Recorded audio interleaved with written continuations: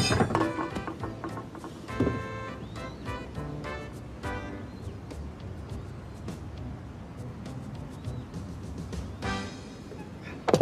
not a salt cellar, is it?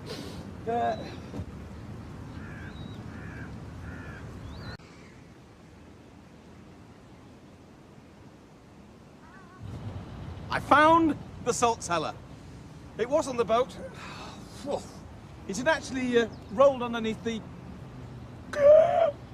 Look at this! My food!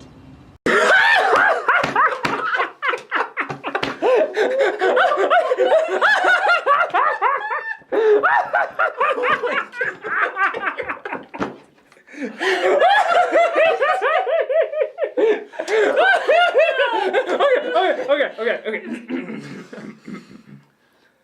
It had actually rolled underneath the